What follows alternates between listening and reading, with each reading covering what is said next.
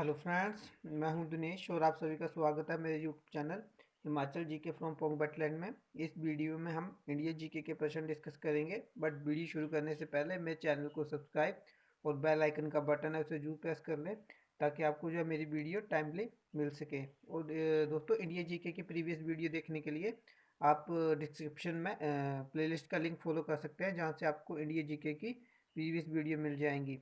तो दोस्तों, वीडियो में अंत तक बने रहें। इस वीडियो में हम जो है क्वेश्चन जो है वो काफ़ी डिटेल में डिस्कस करेंगे। तो चलिए शुरू करते हैं। पहला प्रश्न है हमारे पास 108।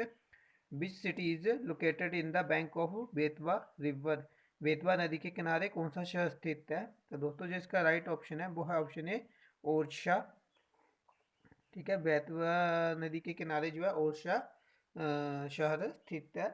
दोस्तों, ओरछा जो है वो मध्य प्रदेश राज्य के निवाड़ी जिले में स्थित एक ऐतिहासिक नगर है। इसकी स्थापना रुद्र प्रताप सिंह बुंदेला द्वारा इसी नाम के राज्य की राजधानी के रूप में सन 1501 के बाद किसी समय में हुई थी। इस जगह की पहली और सबसे अधिक कहानी एक मंदिर है। यह मंदिर भगवान राम की मूर्ति के लिए बनाया गया था, लेकिन मूर्ति स्थापना के वक्त यह अपने स्थान से हिली नहीं। इस मूर्ति को मधुकर मधुकर शाह बुंदेला के राज्यकाल में, जिन्होंने कि 1559 से 1552 तक यहाँ पे शासन किया था, के दौरान उनकी रानी गणेश कुंवर राजे अयोध्या से लाई थी। रानी गणेश कुंवर राजे वर्तमान ग्वालियर जिले के करहिया गांव की परमार राजपूत थी। चतुर्भुज मंदिर बनने से पहले रानी पुख्य नक्षत्र में अयोध्या से पैदल चलकर बाल स्वरूप भगवान राम को ओरछा लाई, परंतु रात्रि हो जाने के कारण भगवान राम को कुछ समय के लिए महल के भोजन कक्ष में स्थापित किया गया। लेकिन मंदिर बनने के बाद उसके कोई भी मूर्ति को उसके स्थान से हिला नहीं पाया। इसे ईश्वर का चमत्कार मानते हुए महल को मंदिर का रूप दे दिया गया और उनका नाम रखा गया राम राजा मंदिर। आज उस महल के चारों ओर शहर बसा है और रामनवमी पर यहाँ पर हजारों श्रद्धालु इकट्ठा होते हैं। वैसे भगवान राम को यहाँ भगवान मानने के साथ साथ यहाँ का राजा भी माना जाता है। ओरछा में चतुर्भुज मंदिर, जहांगीर महल, राजा महल और लक्ष्मी मंदिर जो है वो देखने लायक हैं। बेतवा नदी जो है वो मध्य प्रदेश के रायसेन जिले में कुमरा गांव के समीप विंध्याचल पर्वत से निकलती है और हमीरपुर के समीप जो है ये यमुना नदी में मिल जाती है। तो बेतवा की लंबाई जो है वो 480 किलोमीटर है। नेक्स्ट क्वेश्चन है 109। Out of the following remains excavated in Indus Valley, which one indicates the commercial and economic development? Sindhu घाटी खुदाई में प्राप्त हुए निम्न अवशेषों में कौन व्यापारिक और आर्थिक विकास दर्शाता है? तो दोस्तों, ये है ऑप्शन बी, सील्स, मुद्राएं। ठीक है, 109 का बी जो है वो राइट ऑप्शन है। सिंधु घाटी सभ्यता की मोहर जो है वो सेलखड़ी नामक पत्थर से बनाई जाती थी। हड़प्पा की मोहरों में सबसे अधिक एक श्रृंगी पशु का अंकन मिलता है। यहाँ से प्राप्त आयताकार मोहर में स्त्री के घर से निकला पौधा दिखाया गया है। नेक्स्ट प्रश्न है 110। Vishakh Purnima has a great significance because it was on this day. Vishakh Purnima का ज़्यादा महत्व है क्योंकि इस दिन, तो दोस्तों इस दिन जो है वो बुद्ध का जन्म हुआ था। बुद्ध को ज्ञान की प्राप्ति हुई थी और बुद्ध का निधन भी जो है वो इसी दिन को हुआ था। तो इसका जो राइट ऑप्शन है वो है ऑप्शन डी, ये सभी ऑल ऑफ दीज। ठीक है, दोस्तों बौद्धों का सबसे पवित्र त्यौहार विशाख पूर्णिमा है, जिसे बुद्ध पूर्णिमा के नाम से जाना जाता है। इसका महत्व इसलिए है कि बुद्ध पूर्णिमा के ही दिन बुद्ध का जन्म हुआ था, ज्ञान की प्राप्ति और महापरिनिर्वाण की प्राप्ति हुई थी। भगवान बुद्ध का जन्म 563 ईसा पूर्व कपिल वस्तु के लुम्बिनी नामक स्थान पर हुआ था। उन्हें ज्ञान की प्राप्ति 35 वर्ष की आयु में सॉरी 6 वर्ष की 6 वर्ष की तपस्या के बाद विशाख पूर्णिमा की रात निरंजना फाल्गु नदी के किनारे जो है पीपल वृक्ष के नीचे हुई थी। ठीक है, और तभी से उसके बाद जो है भगवान सिद्धार्थ से बुद्ध कहलाए थे। और भगवान बुद्ध की मृत्यु जो है वह 80 वर्ष की अवस्था में 483 ईसा पूर्व में कुशीनारा देवरिया उत्तर प्रदेश में चुन द्वारा अर्पित भोजन करने के बाद हो गई, जिसे बौद्ध धर्म में महापरिनिर्वाण कहा गया है। ठीक है, नेक्स्ट प्रश्न है 111। द कैपिटल ऑफ पल्लवास बाज, पल्लव की राजधानी थी। तो दोस्तों वो थी ऑप्शन बी, कांची। ठीक है, कांची जो है वो पल्लव वंश की राजधानी थी। दोस्तों पल्लव वंश के बारे में एक बार डिटेल से देखते हैं। दोस्तों पल्लव वंश का संस्थापक जो था वो सिंह विष्णु था। ये 575 ईसा से 600 ईसा तक जो है इसने शासन किया। इसकी राजधानी कांची यानी आज के तमिलनाडु में कांचीपुरम थी, कांचीपुरम में थी। ये वैष्णव धर्म का अनुयायी था। ठीक है। और दोस्तों इसके टाइम पे जो है कीर्ता अर्जुनियम के लेखक भारवी जो थे वो सिंह विष्णु के दरबार में रहते थे। कीर्ता अर्जुनियम जो है वो जिसमें अर्जुन और किरात की कथा है। ठीक है। तो उसका जो लेखक था वो भारवी, वो सिंह विष्णु के दरबार में रहते थे। और दोस्तों पल्लव वंश के प्रमुख शासकों में सिंह विष्णु के बाद महेंद्र वर्मन प्रथम हुए। उनके बाद नरसिंह वर्मन प्रथम आए, फिर महेंद्र वर्मन द्वितीय, परमेश्वर वर्मन आए। ठीक है। परमेश्वर वर्मन प्रथम आए, फिर नरसिंह सेकंड, फिर नंदी वर्मन सेकंड, फिर। और दोस्तों एक मत विलास प्रहसन की रचना जो है वो महेंद्र वर्मन ने की थी। ठीक है। प्रहसन का अर्थ होता है हंसी, मनोरंजन या उपहास। ठीक है। दोस्तों मत विलास जो है एक प्राचीन संस्कृत एकांकी नाटक है। ठीक है। महेंद्र वर्मन प्रथम शुरू में जैन मतलावलंबी था, परंतु बाद में तमिल संत अप्पर के प्रभाव में आकर शैव बन गया था। ठीक है। पल्लव राजा नरसिंह वर्मन प्रथम ने जो महाबलीपुरम के एकाशम मंदिर है जिन्हें कि रथ कहा गया है उनका निर्माण करवाया था। इनकी संख्या 7 है। ठीक है। और दोस्तों नरसिंह वर्मन प्रथम ने जो है बादपीकोट व महामल की उपाधि धारण की थी। इसके शासनकाल में चीनी यात्री हेनसांग कांची आया था। ठीक है। दोस्तों परमेश्वर प्रथम जो था उसे वो शैव मतानुयायी था। उसने मामल्लपुरम में गणेश मंदिर का निर्माण करवाया था। परमेश्वर प्रथम विद्या प्रेमी था और उसने विद्या विनीत की उपाधि धारण की थी। ठीक है। दोस्तों जब पल्लव वंश के टाइम पे अरबों के आक्रमण के समय जो है पल्लवों का शासक नरसिंह वर्मन सेकंड था। उसने राज सिंह आगम प्रिय शंकर भक्त की उपाधि धारण की। उसने कांची में कैलाश मंदिर का निर्माण करवाया जिसे राज सिद्धेश्वर मंदिर भी कहा जाता है। इस मंदिर के निर्माण से द्रविड़ स्थापत्य कला की शुरुआत हुई मानी जाती है। महाबलीपुरम में शोर मंदिर भी है, इसी जो कि नरसिंह वर्मन सेकंड थे उन्हीं ने बनवाया था। कैलाश मंदिर में पल्लव राजाओं के रानियों की आदमकद तस्वीरें लगी हैं। दश कुमार चरित्र के लेखक दंडी नरसिंह सेकंड के दरबार में रहते थे। ठीक है। जो दोस्तों जो दश कुमार चरित्र है वो संस्कृत काव्य है। इसमें 10 कुमारों के चित्र वर्णित होने के कारण इसका नाम 10 कुमार चरित्र है। ठीक है। दोस्तों कांची के मुक्तेश्वर मंदिर तथा बैकुंठ बेरुमाला मंदिर का निर्माण जो है वो नंदी वर्मन सेकंड ने करवाया था। प्रसिद्ध वैष्णव संत तिरुमंडगई अलवर जो थे वो नंदी वर्मन सेकंड के समकालीन थे। नेक्स्ट प्रश्न है 112। The first Mughal emperor of India was, Bharat का पहला मुगल सम्राट था तो दोस्तों वो थे ऑप्शन सी बाबर। ठीक है। भारत का पहला मुगल सम्राट बाबर था। बाबर एवं उत्तरवर्ती मुगल शासक तुर्क एवं सुन्नी मुसलमान थे। बाबर ने मुगल वंश की स्थापना के साथ ही पदशाही की स्थापना की जिसके तहत शासक को बादशाह कहा जाता था। बाबर का जन्म फरवरी 1483 ईस्वी में हुआ था। उसके पिता उमर शेख मिर्जा फरगाना नामक छोटे राज्य के शासक थे। बाबर फरगाना की गद्दी पर 8 जून 1494 ईस्वी को बैठा। बाबर ने 1507 में बादशाह की उपाधि धारण की थी जिसे कि अब तक किसी तैमूर शासक ने धारण नहीं किया था। बाबर के 4 पुत्र थे। पहला था हुमायूं, कामरान था, अस्करी तथा हिंदाल था। ठीक है। और दोस्तों मुगल वंश का जो अंतिम शासक था वो था बहादुर शाह जफर। ठीक है। जिसे कि 1857 के विद्रोह में अंग्रेजों ने रंगून भेज दिया था। नेक्स्ट क्वेश्चन है 113। In which of the following movement did Mahatma Gandhi make the first use of hunger strike as a weapon. निम्न में से कौन से आंदोलन में महात्मा गांधी ने पहली बार भूख हड़ताल को एक शस्त्र की तरह उपयोग किया। तो दोस्तों ये था ऑप्शन सी अहमदाबाद हड़ताल। ठीक है। 113 का सी जो है वो राइट ऑप्शन है।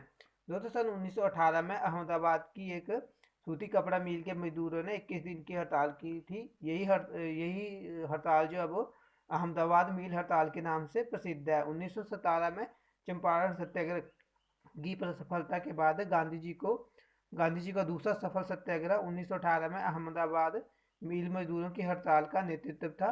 सन 1917 में अहमदाबाद में प्लेग की बीमारी फैलने के कारण मील कर्मचारियों को प्लेग बोनस दिया जाता था। सन 1918 में मील मालिकों ने बोनस समाप्त करने की घोषणा कर दी, जिसका मिल मजदूरों ने विरोध किया।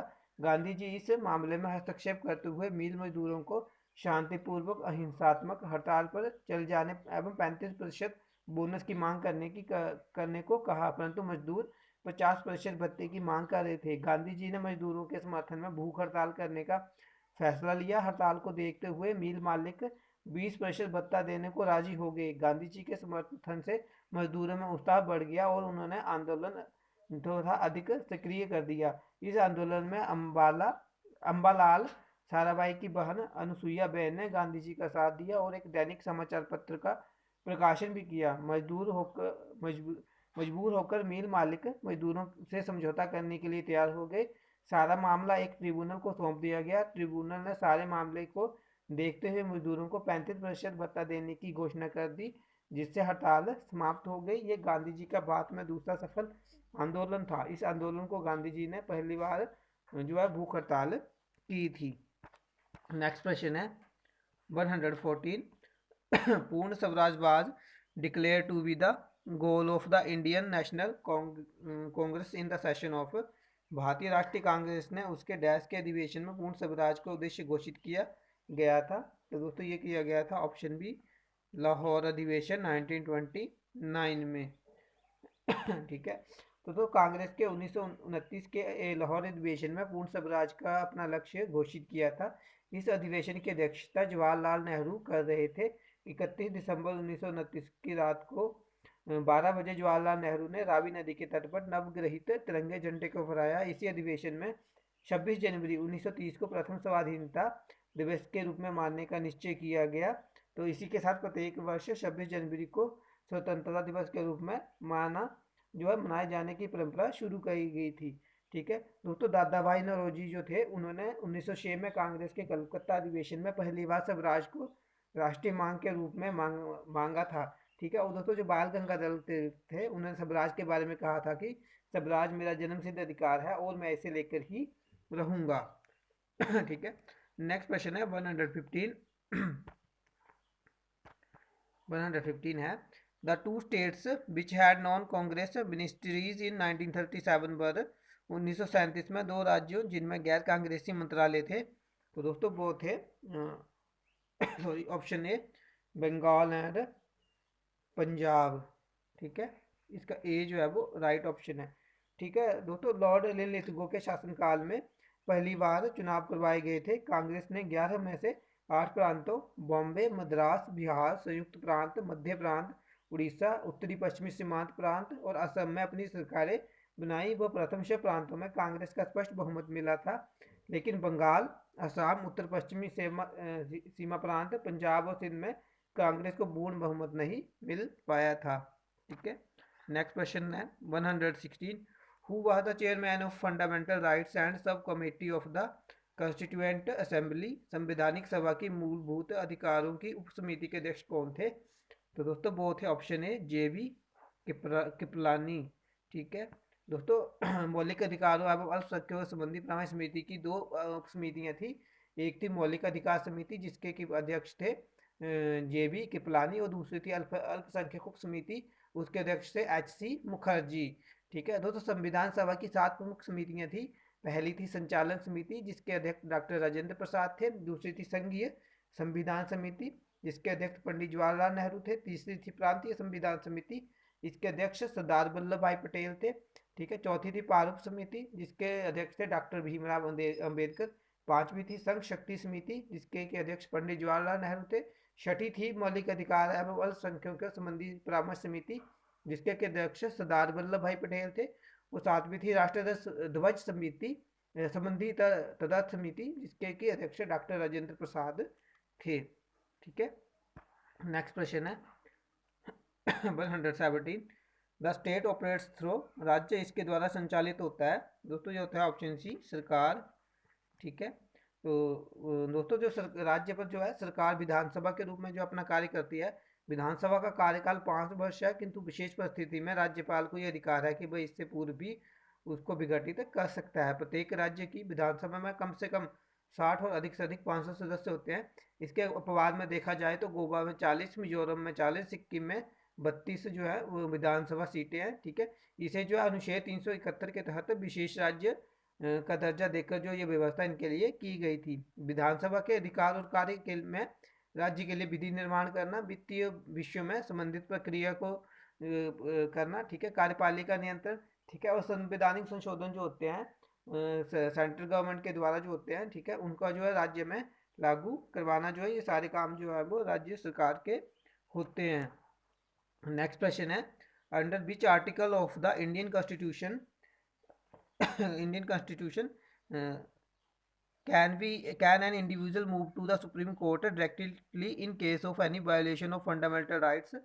भारतीय संविधान के कौन से अनुच्छेद के तहत मूलभूत अधिकारों के किसी उल्लंघन के लिए व्यक्ति सीधा सर्वोच्च न्यायालय जा सकता है? तो दोस्तों वो है ऑप्शन ए आर्टिकल 32, ठीक है।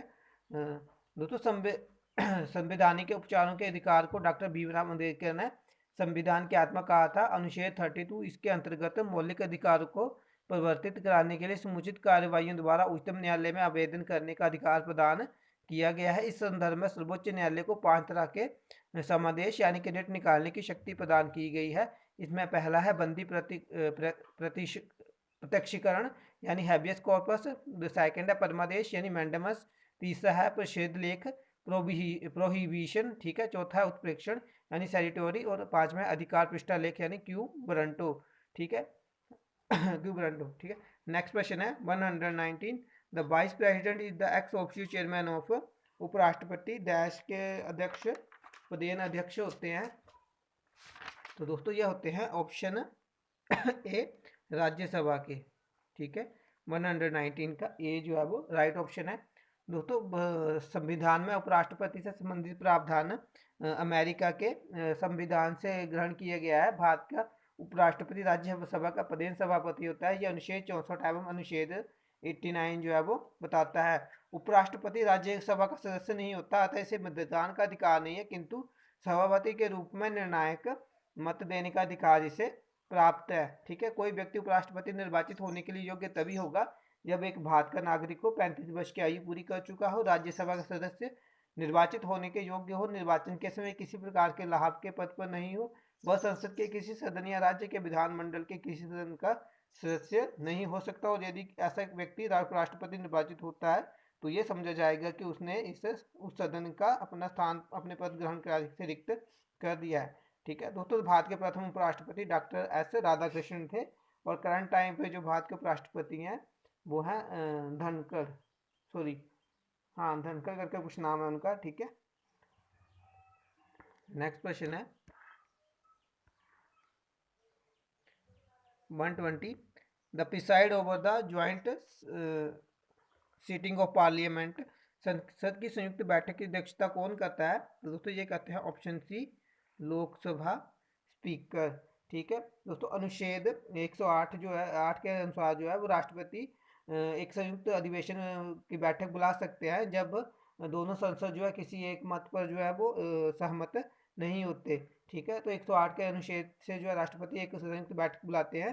संयुक्त अधिवेशन की अध्यक्षता जो है लोकसभा के अध्यक्ष द्वारा की जाती है, जो कि अनुच्छेद 118 और सब सेक्शन 4 में है, ठीक है। दोस्तों संयुक्त बैठक से अध्यक्ष की अनुपस्थिति के दौरान सदन का उपाध्यक्ष या यदि वह भी अनुपस्थित है तो राज्यसभा का उपसभापति, यदि वह भी अनुपस्थित है तो अन्य व्यक्ति पीठासीन होगा जो उस बैठक में उपस्थित सदस्य द्वारा अवधारित किया जाएगा, ठीक है। 121 है, the headquarter of RBI is at, RBI का मुख्यालय डैश में है? तो दोस्तों ये है ऑप्शन डी मुंबई में, ठीक है। दोस्तों रिजर्व बैंक की स्थापना जो है 1 अप्रैल 1935 को 5 करोड़ की अधिकृत पूंजी से हुई व 1 जनवरी 1949 को इसका राष्ट्रीयकरण किया गया था। रिजर्व बैंक भारत का केंद्रीय बैंक है, इसका मुख्यालय मुंबई में है। भारत में मौद्रिक एवं साख नीति रिजर्व बैंक द्वारा ही बनाई जाती है और लागू की जाती है। दोस्तों सर ऑसबॉर्न स्मिथ आरबीआई के प्रथम गवर्नर थे। नेक्स्ट क्वेश्चन है 122, who regulates the stock market, कौन शेयर बाजार को नियंत्रित करता है? तो ये करता है option A SEBI, security and exchange board of India, ठीक है। दोस्तों सेबी की स्थापना जो है वो 12 अप्रैल 1988 को आर्थिक उदारीकरण की नीति के अंतर्गत पूंजी बाजार में निवेशों की रुचि बढ़ाने तथा उनके हितों की रक्षा के उद्देश्य से की गई थी। 30 जनवरी 1992 को एक अध्यादेश के द्वारा इसे वैधानिक दर्जा भी प्रदान कर दिया गया। सेबी जो है वो सेबी अधिनियम को संशोधित कर 30 जनवरी 1992 को सेबी को जो है म्यूचुअल फंडों एवं स्टॉक मार्केट के नियंत्रण के अधिकार दिए गए। भारतीय स्टॉक बाजार का विनियमन और पर्यवेक्षण सेबी के द्वारा ही किया जाता है। सेबी का मुख्यालय मुंबई में बनाया गया है, जबकि इसके क्षेत्रीय कार्यालय कोलकाता, दिल्ली, चेन्नई में भी स्थापित किए गए हैं। ठीक है दोस्तों, नेक्स्ट प्रश्न है 123 और लास्ट प्रश्न है इस वीडियो का। Myopia is the same as myopia dash के समान होता है। तो दोस्तों इसका जो राइट ऑप्शन है वो ऑप्शन है नियर साइटनेस, निकट दृष्टि दोष। ठीक है, 123 का ए जो राइट ऑप्शन है। दोस्तों इस रोग से ग्रसित व्यक्ति नजदीकी वस्तु को तो देख लेता है परंतु दूर स्थित वस्तु को नहीं देख पाता। इसके कारण लेंस की गुलाई बढ़ जाती है, लेंस की फोकस दूरी घट जाती है, लेंस की क्षमता बढ़ जाती है। इस कारण वस्तु का प्रतिबिंब जो है रेटिना पर ना बनकर रेटिना के आगे बन जाता है। इस रोग का निवारण निकट दृष्टि दोष के निवारण के लिए जो है उपयुक्त फोकस दूरी के अवतल लेंस का प्रयोग किया जाता है। ठीक है, तो दोस्तों ये थे आज के प्रश्न। आई होप आपको वीडियो अच्छी लगे। अगर आपको वीडियो अच्छी लगती है तो इसे लाइक करें, शेयर करें और मेरे चैनल को जरूर से सब्सक्राइब कर लें। नेक्स्ट वीडियो में मिलेंगे, तब तक के लिए गुड बाय। जय हिंद, जय भारत, जय हिमाचल।